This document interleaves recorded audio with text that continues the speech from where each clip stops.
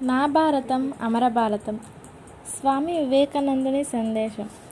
స్వామి వివేకానందను వర్ణిస్తూ ఒక పాశ్చాత్య అభిమాని ఇలా అన్నారు: స్వామీజీ వయసులో చిన్నవారైనా వారి వివేక దృష్టి సర్వకాలీనమై విరజిల్లుతుంది.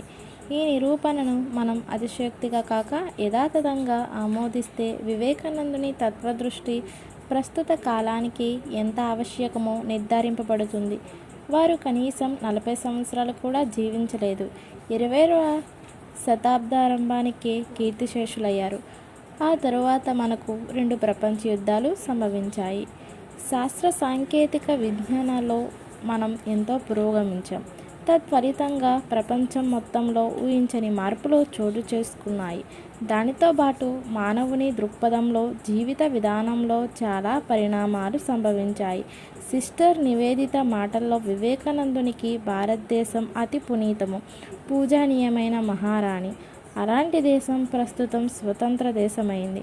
ఈ పరిణామాన్ని స్వామీజీ అప్పుడే సూచిస్తూ మన దేశం 50 సంవత్సరాల లోపులే అన్యోన్యమైన పరిస్థితుల్లో స్వతంత్రాన్ని సమర్థించుకుంటుంది నిర్ధారణ చేశారు.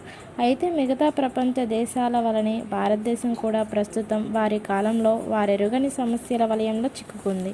ఇప్పటి పరిస్థితుల్లో కూడా వివేకానందుని స్మరణ, ఆయన సూక్తులు అనుసరణీయమా? విచారిద్దాం.